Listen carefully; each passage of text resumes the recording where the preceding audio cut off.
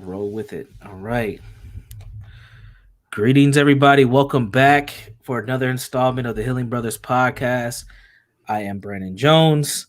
He is Sam Simmons. And hopefully, we're going to have a great conversation today talking about codependency within the Black community. What does that look like? What does that even mean? Typically, when we hear about codependency, you think about it in terms of unhealthy relationships, as far as intimate relationships, but there's other types of relationships that have codependency features within them.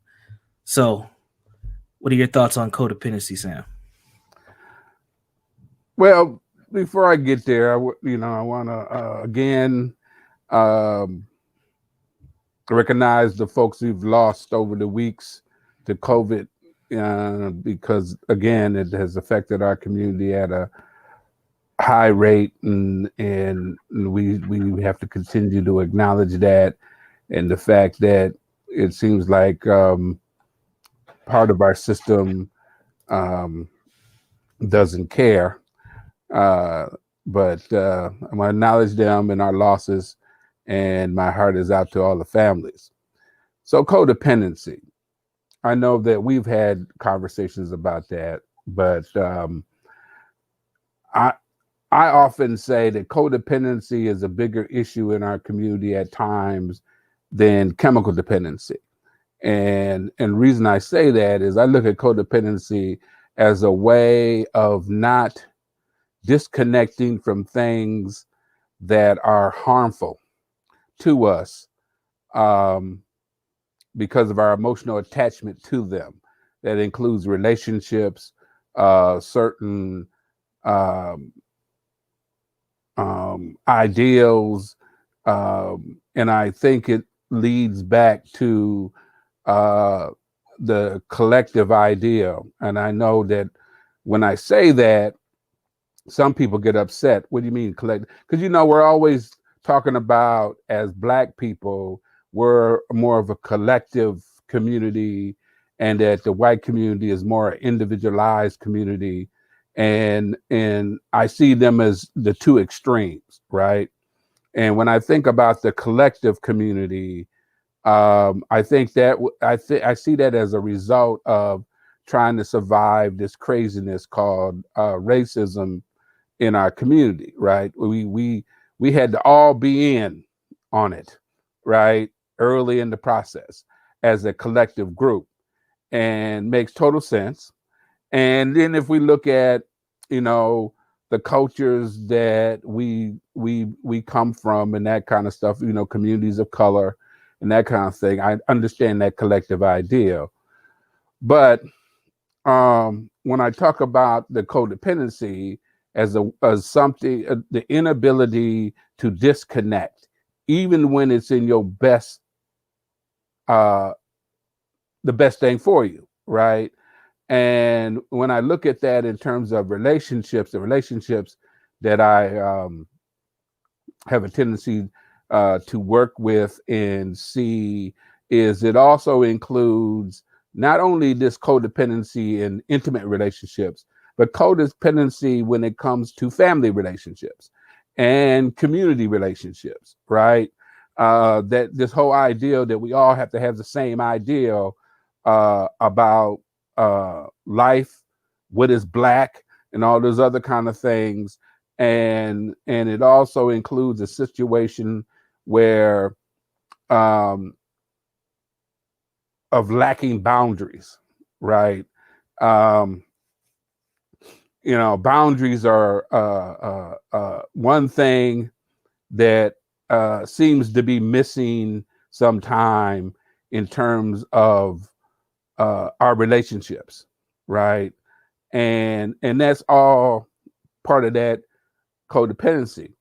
Like, for example, you're in a relationship, and everything about and all these things about the relationship feel uncomfortable and bad, and then you break up and you get sick, right? Literally, I've seen folks literally get sick. They leave in this bad relationship, and I mean, we're talking about, in some cases, extremely toxic relationship, violent relationships, and will go back just to feel physically better. in those relationships, and then you go back to the relationship and you don't trust each other. So you're in each other's business. You're going through each other's phones, uh, uh, but you just can't. You just can't find a way to disconnect. And you can make many different reasons. Unfortunately, we talk often about the true victims of some of this, the long term victims of some of this trauma that we experience in our community. We'll go as far as blaming it on the children, right? Why don't you break up with the relationship? It ain't working for you. Well, stay together for the kids, which reminds me of a story. I think I've mentioned this, but I'm gonna mention it again. I was in what I describe, and I know that probably my siblings might not see it this way, as a um, religiously violent home. And that's a loaded kind of statement, but my parents were basically good people, and I figured that out as I got older and got over my little craziness in my trauma. They're basically good people, and they got married when they were 17 and 19. My mother was pregnant with me, which caused a whole lot of issues when I found out. I was looking for my birth certificate, because back in the day, if you could prove that you were at least 15 years old or so, you could get a job, a part-time job. And so I needed my birth certificate, and I asked my mother where the birth certificate was. And in many Black families, we either got a shoe box or a metal box or whatever. We got our own important papers. Now we got probably these little fancy safes and stuff like I got at my house. But back in the day, you had those spaces where you kept your important papers. So I found my birth certificate, but I also found my parents' marriage license. Okay. My parents got married, I believe, in April, I think around 27th or something like that, of 1954. I was born in September of 1954. And by that time, I had sex education class, and I knew about 9 months in terms of, pregnancy and that kind of stuff. And I started counting the months. April, May, June, July, August, September. That's only 5 months. Well, my goofy behind, I go to my mama and I said, "Mama, was I premature?" Well, lo and behold, I really don't remember how that conversation ended, because I kind of woke up later. Uh, I guess I asked the wrong question. So let's go back to this whole thing about blaming it on children. So I'm the oldest of 4 children. And so around 12 years old, after my mother and father got in one of their fights, over either my daddy's drinking or the suspicion of some woman he might have been messing with or whatever, that kind of thing, or some kind of accusation, which unfortunately happened more. It didn't happen all the time, but it happened too often for me. And the next day, I would be sitting on the couch with my mother, I remember having a conversation with her, and I asked her the question, "Why do you and Daddy stay together?" Which just threw her, right? And she paused and she said, "Because of you kids." And I paused and I said, "Do we get a choice?" Well, that didn't end there well either. Okay. And I remember that at the point, even when my first marriage ended, I had the same conversation with my mother, and she wanted me to stay in the first marriage because of the kids, and I told her I wasn't going to do that to the kids. You know, I mean, my parents stayed together for 30 years, and all of us left home early to get away from this chaos, right? And so, uh, I guess basically what I'm saying is, um, we all want kids to be raised in two-parent homes, but I don't know, when you got that kind of craziness going on, is that best for children when they grow up, and in their lives?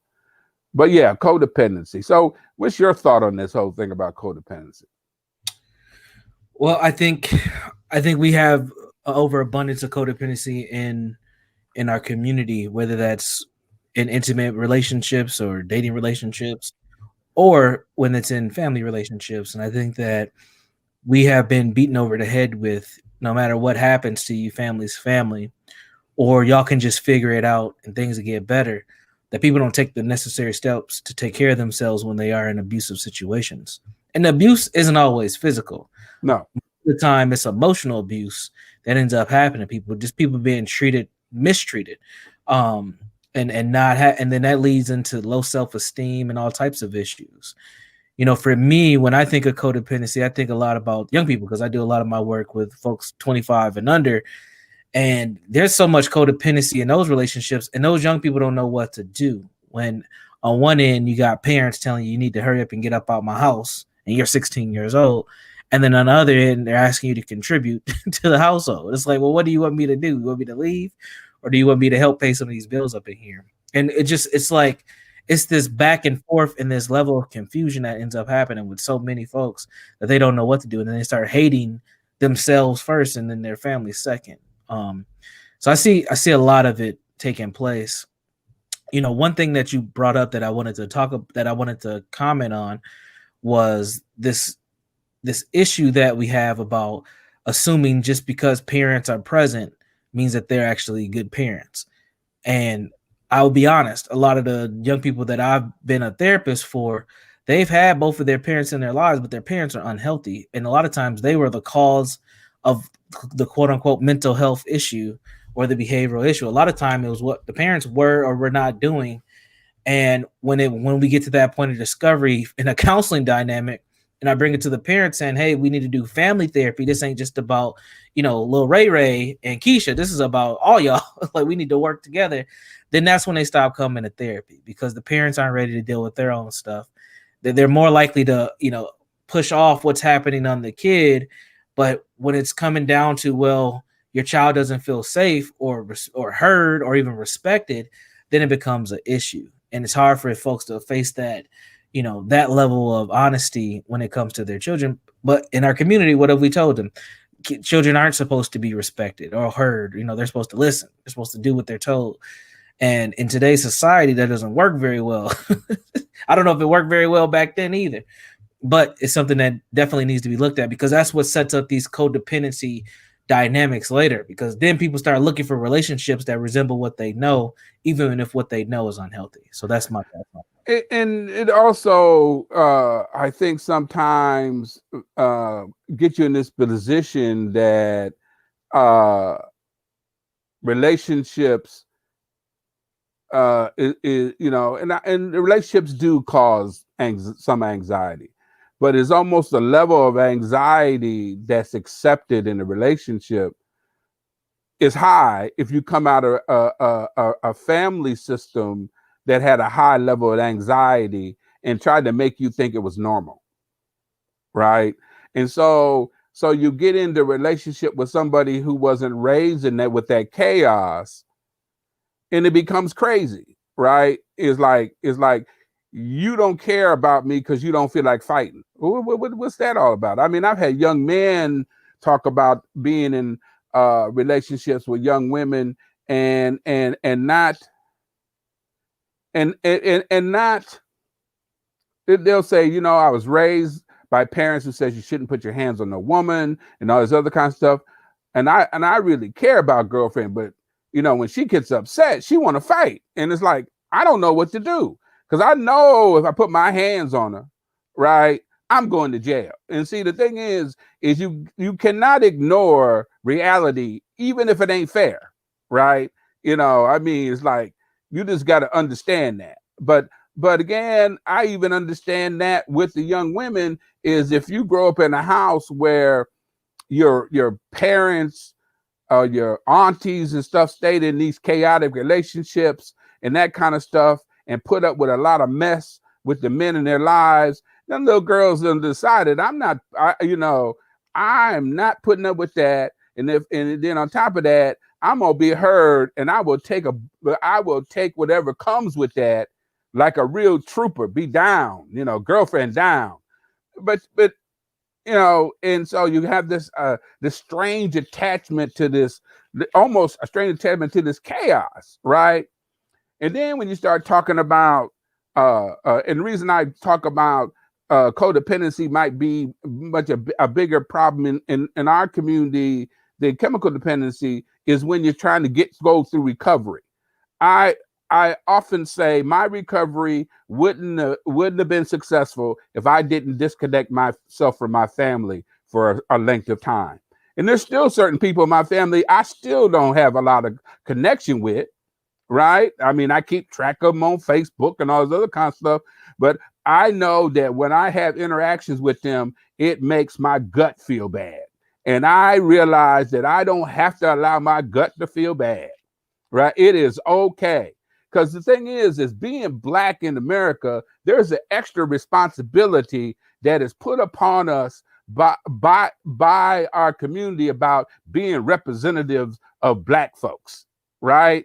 It's like our responsibility to hold families together because we want to be represented as normal as white folks, whatever that is, because normal and white folks don't go together for me. Just norm in America, okay. But almost made to feel guilty by your pastor when you, especially the women. I mean, I remember my mother when she would think about separating with my father and that kind of stuff. The religious folks was like, "Did you give him a chance?" And we're talking about multiple chances. Did you really work hard enough? I ain't never heard nobody say too much of that to no man. Why she got and think about it. Think about our history in America, starting from the slave quarters, that extra responsibility that black women have been given to uphold the family any means necessary. And on top of that, uphold the family, and not only uphold the family, elevate that man, and almost take on the responsibility that because the white system degrades him, right? She has to take a back seat, even if it ain't in the best interest for the community, and continue to be told that, right? Now we at a spot right now that black women don't want to do that no more. And so we don't went to the other extreme, you know, and the thing is that when I say the other extreme, I'm not saying that black women don't respect black men and all that other kind of stuff, because folks get triggered by certain things. I'm just saying that they are learning that I don't have to be miserable to be in a doggone relationship. Yeah. And I do not have to diminish myself for the good of this man who won't even accept me for who I am and actually work with me in terms of the skills I have, right? Right. I mean, I have had men talking about, I'm the head of the house. And okay, that's fine. Okay, so you working off and on, but girlfriend got a really good job, which is surprising. These women got these really good. That's not surprising, right? Because we know at the level that the women are going to college and that kind of stuff, and they'll try their best to hang on to dude who they actually believe or are in love with, who won't give them the respect as a human being in terms of what they know and what they don't know. And dudes want to get mad because girlfriend says, well, I'm the head of the house, and so I have the last say so, but you might not be all that bright. Mm. So I'm supposed to listen to you make these and give and allow you to make these decisions all by your lonely and give the last word to save your little ego, and that's what will be okay.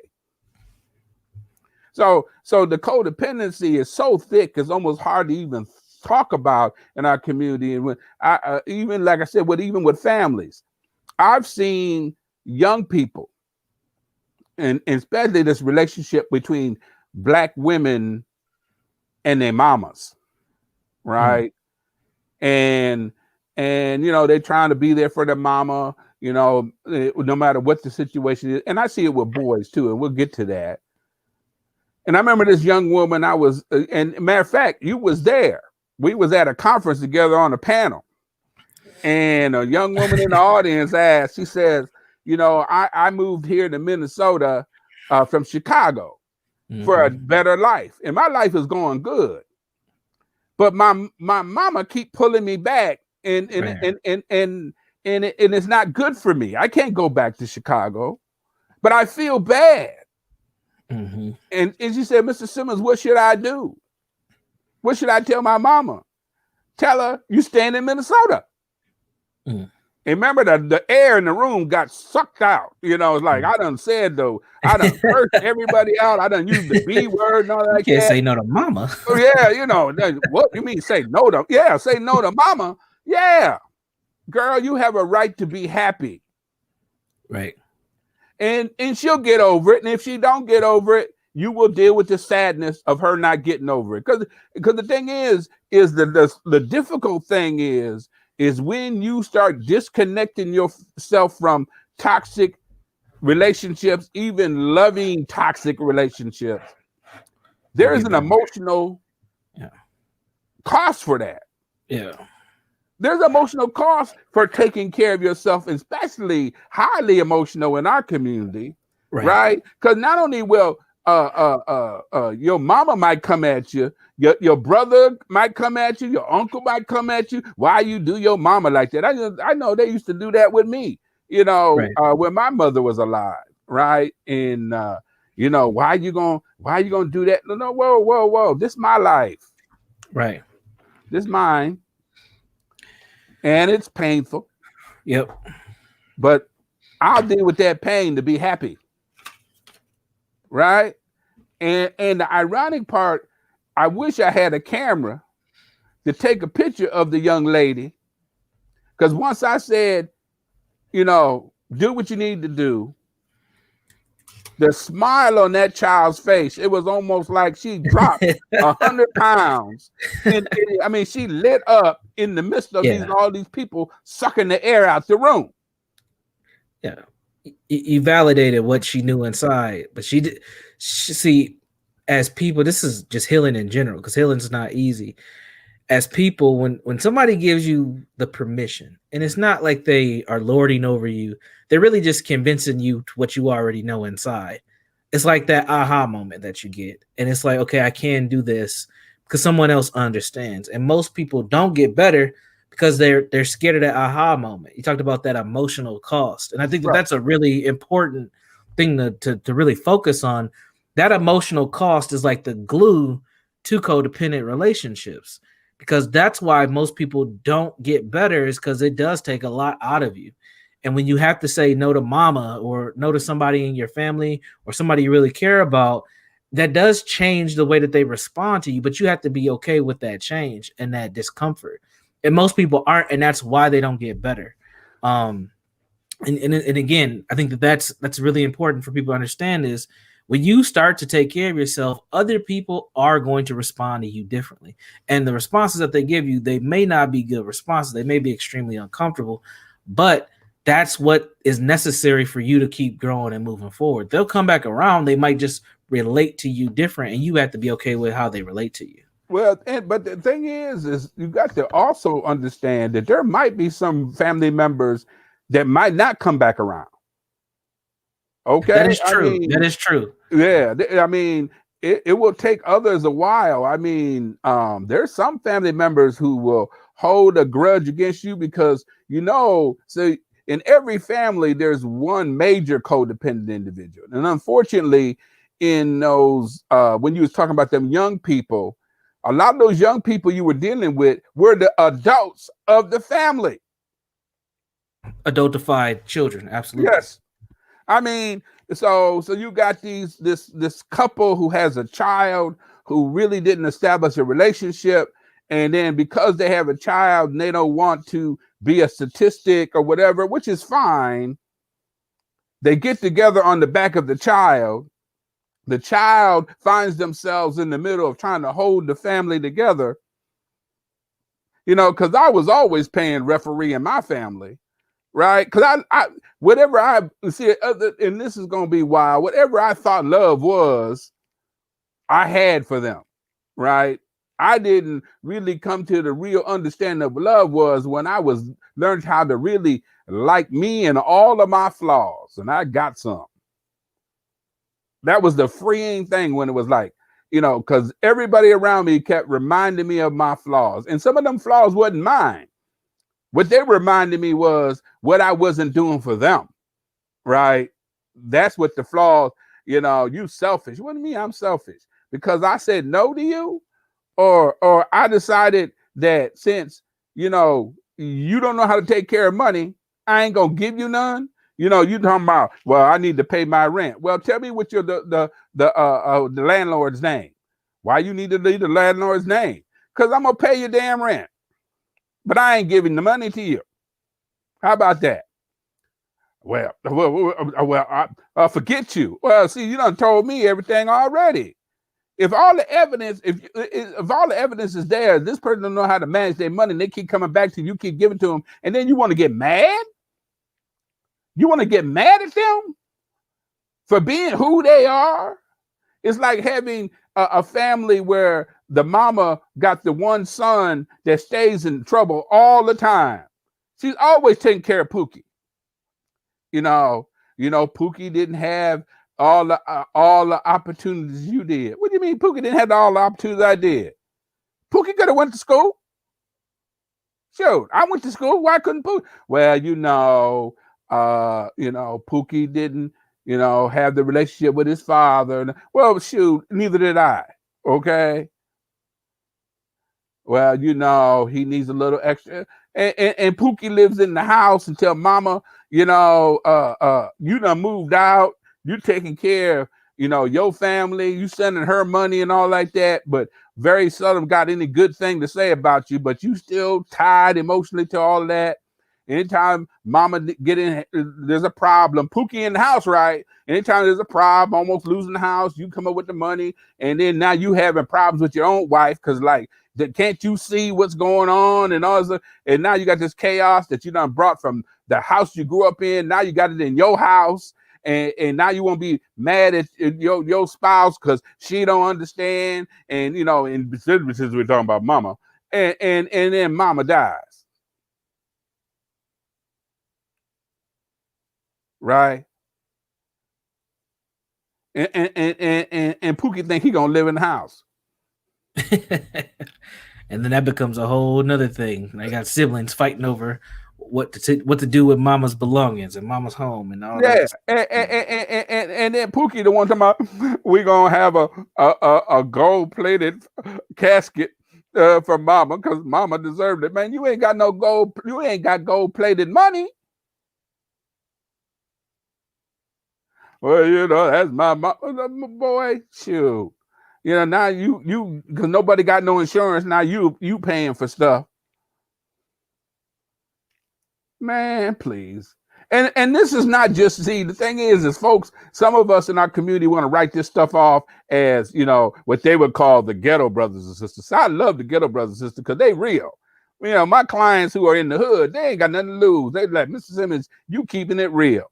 I'm learning a lot. I'm thinking through my stuff. It's the ones who think they have arrived. Them are the ones that you start seeing crazy chaos, right?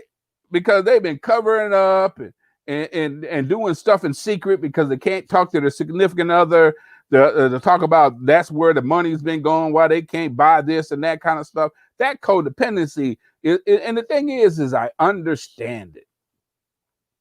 As a people, we had to stick together because we were all under attack. right? Even when we see crazy stuff, we put up with it because we're black people, right? And again, the extra pressure of representative. It's like you be representing, you couldn't wonder why anybody else representing, right? Uh, uh, uh, like I would say, women tolerating certain things from their men, so their men don't feel, don't feel man enough. And I remember I had a man talk about why don't people let black men lead? What's that? We let you lead. Let you lead what? They always demasculating black men, black women, and they don't went on the side of white women and demasculating men. Oh, because they told you they didn't need you. Now I know that there's better ways to say that. I understand that. I know we sensitive and stuff, right? Everybody wants to be needed and stuff. I'm trying to remember the last time I was demasculated as a man, and I think the last time that is when my mama called me a sissy, right? Because she loved doing that, right?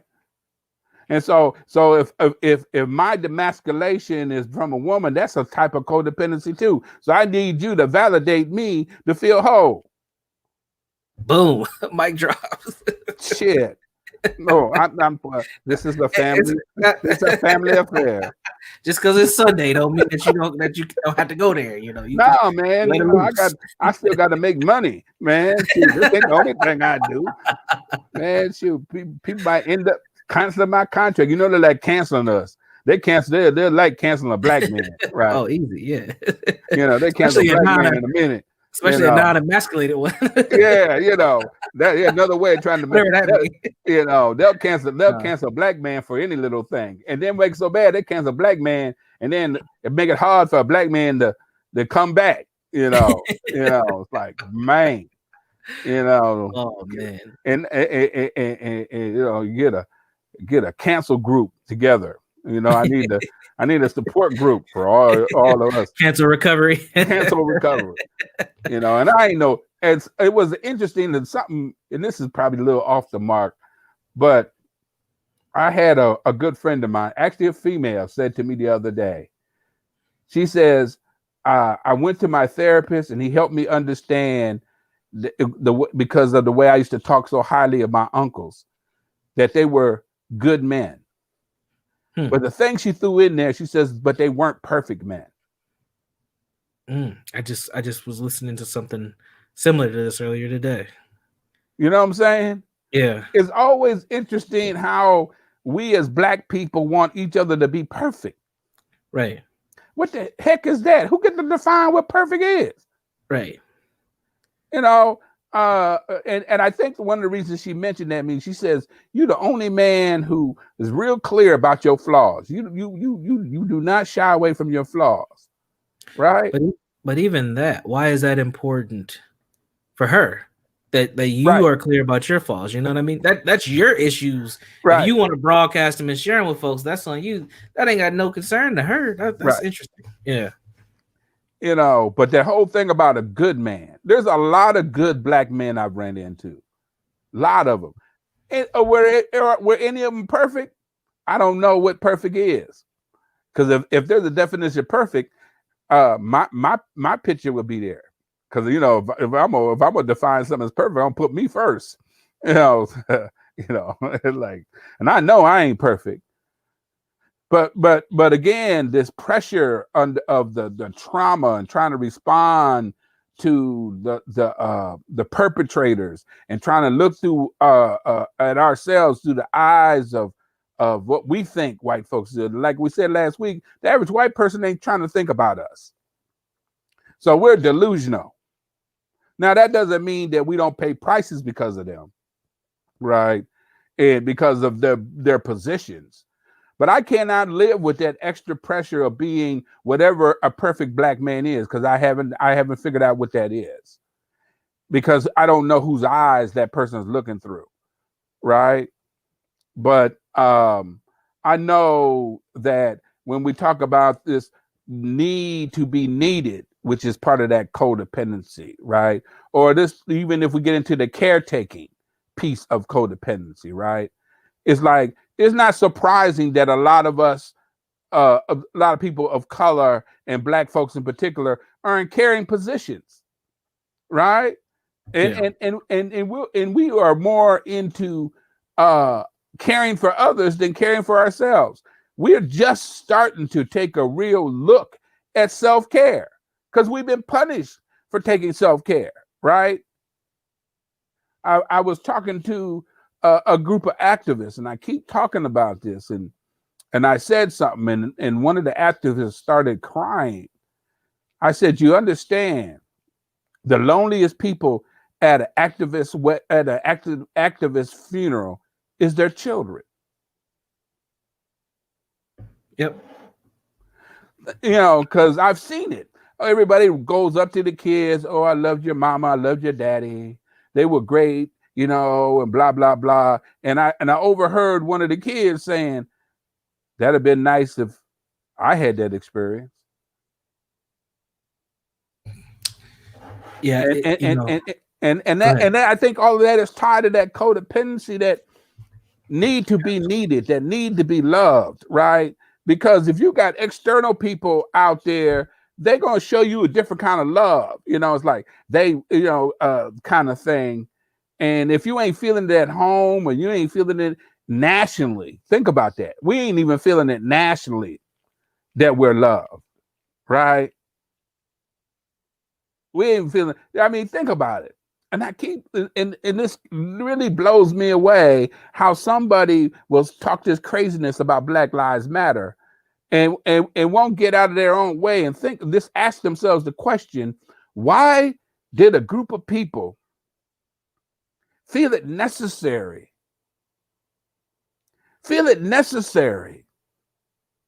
to say Black Lives Matter?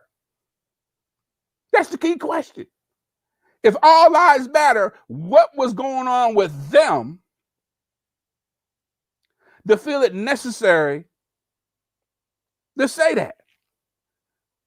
Because up until that point, they tried to believe the fictitious story that all lives matter. But when you continually get evidence to say, no, it don't, Mm-hmm. and you bold enough to say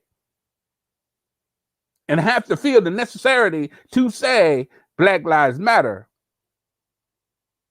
that's the question. That is the question. And the idea of asking that question should leave a lump in somebody's gut who talk about the greatness of America. That a whole group of people had to say that. And then you want to come back and tell me about folks who wearing a blue uniform, that they can take off, that they choose to wear. Black folks don't choose to be discounted and be treated less than human beings. They're just, I done went all off on the deep end, and you know, You oh did. my goodness, old Sam done, Uncle Big done got emotional. I You do think I what even you dropped do. a What you, tear. But that just blows me away. yeah. So the codependency. I think I want to kind of circle back on something that you said that I think is really important is how we get codependent um in this fight for justice or humanity for black people. And a lot of people do get lost. A lot of children of activists, folks who do go out front, they do get hurt by these movements, and a lot of them end up resenting it or just rejecting a lot of what their parents are here fighting for every day. And I was back in October, I got contacted to consult on this documentary about Fred Hampton Jr. It's funny because there's a movie getting ready to come out about Fred Hampton's life here in a couple months, and there's this documentary that's actually been kind of put right behind that movie about Fred Hampton Jr. and it's really about his struggles. And when I was talking to the producers of the film, I had told them, I said, "Do y'all realize how much pain and trauma that he has experienced due to his dad being who he was?" And because they were looking at it from more of a epigenetic standpoint of how Right, his dad was murdered while he was in utero with his mom there. And I right. said, yes, that's very true. Genetically, I'm sure there's some impacts there, but how has his life played out since? Right, given who his father is, given being named after his father, his mom being at that funeral, all that stuff, they showed me some of the production and some of the things they put together, which was amazing. But I was like, this is an example. And I said, let's think about some other activists, children, and who they are and what they're doing now. And I was talking about, Malcolm X kids and and just a whole bunch of folks Right. that we don't even consider who their children are, what their children do. A lot of times we don't even know who these people's kids are. Like I think of Khalid Muhammad, and his son is Farrah. I think he goes by Farrah Gray now, but he was like involved in the movement. He don't talk. He don't do none of that stuff that his dad does. He's more like a motivational speaker, dating coach type of person. But he just completely left all that alone, and went a different direction. So I think that there is a level of pain that comes there for folks. I mean, even right now there's protesting going on for the Somali gentleman that was murdered by the police a few nights ago here in Minneapolis. And as I prepared for this show and got on Facebook, I'm connected with so many damn activists. I thought everybody was live streaming the thing. It's like everybody's at the protest. A lot of them folks have children, and those children ain't there, right? So there is this balance that you have to have: is how much investment do you have with your children and your responsibilities versus the movement, and it gets very dicey and very tough. Yeah, yeah. I find it interesting that the producers of the movie really uh, um, really wanted to focus on the epigenetic piece, right? Because the science piece is easier to really talk about and Right. deal with than the Yep. emotional piece. Right. And we've always had a difficulty with the emotional piece. Because you got to face the truth, and when you face the truth, you have to look at culture. When you look at culture, there's a lot of shame and blame that goes around. Because at some point, we have to be honest as a community, even with the codependency we're talking about today, that some of this is on us to change. We can't point a finger at nobody else. It's been going on long enough that we have to intervene as either individuals or collectively or some kind of combination of both to kind of break through some of this, because a lot of this has become cultural pain that we may have picked it up from somebody else, but we definitely are passing it on amongst ourselves. Yeah, yeah. Well, we've been trying to heal in private, right? And why were we trying to heal in private? We were trying to heal in private as a people, being concerned about what white people think or what white people will do to us, which in the past was real. And some people say it might be real now. Unfortunately, we do not have the choice anymore to heal in private, because so much of our stuff is public, right? Even that we don't want public, right? And then we throw in Facebook. We even make it all the craziness all public, right? And so the toughness about telling the truth about the pain is excruciating. I know personally. When I started talking, there's a old grainy video I did in the late 80s, I believe it is, called The Family Story. And I think it's still on Facebook, on YouTube somewhere. And that was the first time I publicly talked about the trauma that was passed on from my family and understanding how that showed up. And that was done publicly. And because it was on YouTube, that means family seen it, right? And the price I paid was there were family members who stopped talking to me for years behind that. And then I remember one of my younger brothers, he said, out of clear blue, he said, you told the truth. You told the truth. Because sometimes this truth, because the healing don't start without the truth. And we ain't talking about all of the crazy truth, but the truth that I am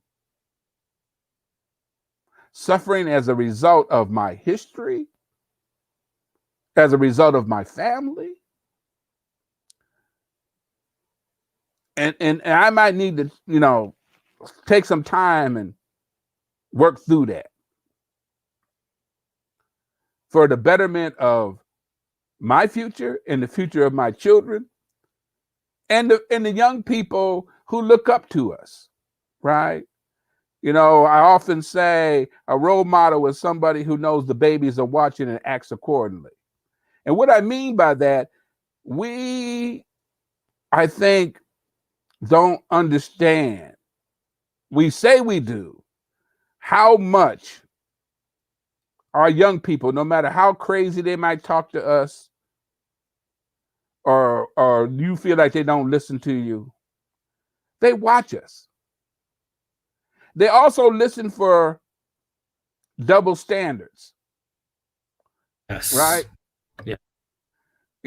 Do your behavior match your words? That's why sometimes they'll respect the pimp and the drug dealer more than they will their parents. Because at least them cats, their words match. Right?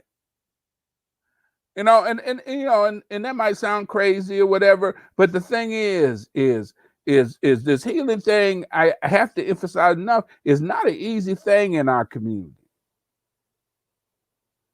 Right? Because we spend so much time trying to elevate ourselves in any way possible to say we're better than white folks. And I don't disagree in terms of for when we talk about morally in certain areas and all this other kind of stuff, but I don't even compare myself that way. I stopped doing that.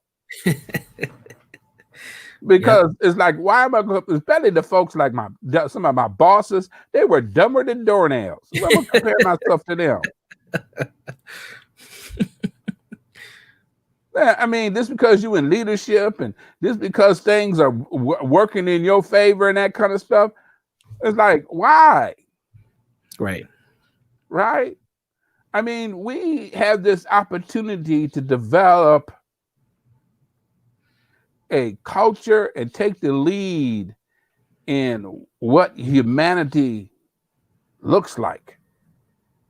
Because we have nothing to lose.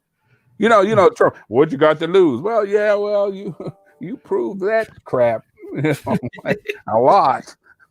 You took it to a whole nother level. But the thing is us really kind of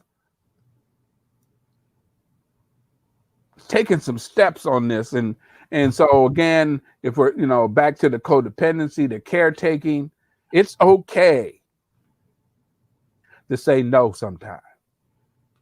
Right. But again, depending on who you're saying no to, might cost you emotionally. Right. And how you say no. Right. Yeah, see, because what happens is because we don't say no when we really feel it, we let it build up, right? And then we cuss mama out. We can't live with that. Right? Now we in trouble. That no don't count. Blah, blah, blah, mama, I've been telling you all the time. Why don't you just leave me the hell alone? Blah, blah, blah. That ain't gonna count. Mm-hmm. That ain't gonna count because you're gonna have to come back and clean that up. Right. But mama, I love you. And I want the best for you. But I have to do this. And you might not like it. Right? But I have to do this. And I hope somewhere online you will accept it. I mean, I don't know if I need to use the word forgive me, but whatever it is it will take for you to see what I had to do. Because I had to do that. I had to do that. Right. Mm-hmm. Because I mean, every time I would talk to my mother, you would swear that I wore a tail. Mm-hmm. Why don't you treat me so bad? But I'm the one sending you the money. Even though I might not be talking to you every week like everybody else, but I'm the one who's taking care of all this. Right. And that's what gets us, right? And so I learned that I can't talk to her every Sunday. Mm. And I didn't. And she would call to everybody else, oh, my son, the doctor, and I ain't no doctor, but people call me doctor, but I ain't. He don't love me, and had people believing that noise down to her death. Right? Want to talk crazy to me and stuff. And you've been around me long enough to know talking crazy to me might get your feelings hurt in the worst kind of way. Ain't gonna work. But luckily for me, this is before my mother passed, we had a conversation. Because my daughter, my only child, only biological child, 'cause I got a bunch of children, was getting married. And she told her that, I only come to the wedding if your daddy says okay. Why do I got to say okay? Right? So I call her up and I said, Mama, you got to stop this. My child asked you to be at her wedding. My child loved you. And you told her you wouldn't come unless I say it was okay.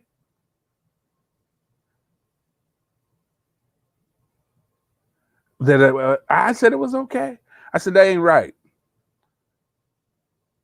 And so you come because she invited you. She wants you here. It's important to her. Let's say what do you need? I will send you a first class ticket. Anything you want. That was never no problem. Well, you don't talk to me and all. Mama, I didn't talk to you because every time I talked to you, you had nothing good to say to me. And I got tired of hurting. I'd feel so bad afterwards that it was like, why am I doing this stuff to myself? So my heart has always been for you, and I make sure you did never do it out. So don't do this. And last thing she said to me was, thank you. Unfortunately, she passed about a month later, but I had that. In my codependent and needy days, I'd have been hook, line, and sinker. Just hook me in. And I think that's a good way to describe it, being hooked all the time. It's like, and you feel, and ironically, if you're doing stuff for people, you shouldn't have to feel bad about it. Right. Shouldn't be lingering later on and wishing you never said it, or wishing, or getting to the point where you just wishing that they don't even call you, or when you see the name on the phone, it's like, oh God. Right. That's a sign. Yeah. This is not a healthy relationship or dynamic. So I don't know. I probably said I'll be in trouble again with the family. The village that hides the truth cannot accept the hill, but pass on the pain. So there you go. You had to pass on the pain, or tell the truth to not pass on the pain. Well, before we go on, I want to give I ain't gonna do this often, but I'm gonna give a shout out to Val Tate. She been in there, and she's a longtime friend, and I appreciate her friendship, and you know. So we will give a shout out to Val. Shout out to Val. Absolutely. Well, any closing thoughts as we get ready to wrap up here? I know we got about 5 minutes left. Any thoughts or any takeaways on codependency that you'd like to share with the audience? Yeah. It's okay. It's not easy, but it's okay to say no, to save yourself. If you're one of those folks in a treatment center and in all, like in my situation, when I was using cocaine and stuff, I didn't have to go to no drug dealer. The drug dealer was in the family, right? Sometimes you have to do the most painful thing is disconnecting yourself from family and even at times from community to get a bearing on who you are and who you want to be. And remember, it is painful initially, but comforting over time. And when you reconnect, and many of us do, to your family, they'll notice it. And over time, they'll learn to appreciate it.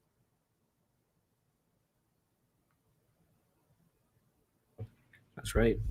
Healing is a journey. And in a journey, it's going to be, you're going to run into some rough terrain, some uncomfortable situations, but it's a part of growth. There's no growth in the comfort zone, and there's no comfort in the growth zone. And most people, unfortunately, they don't get out of the comfort zone to even figure that out. And I love our community, but I want what I'm hoping for is our community to love itself to the point that is willing to hold ourselves accountable and the folks around us accountable, right? And that's difficult to do the in-home, the in-house work. But I believe that if we could do that in-house work, man, talking about being some scary folks. Oh my goodness. All of a sudden you ain't being triggered no more. Oh Lord. Shoot. There won't folks around us in our family, our community, and this whole system wouldn't know what to do with us then. Because we got this. We got this.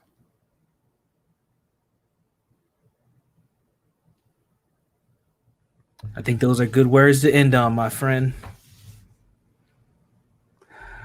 If you say so, young man, if you say so, sometimes us old dudes got to listen every now and then, old crusties. Yeah. I think it's good, not to give too much, something to ponder on, because sometimes you give so much information that people don't digest it well, so they leave it alone. So,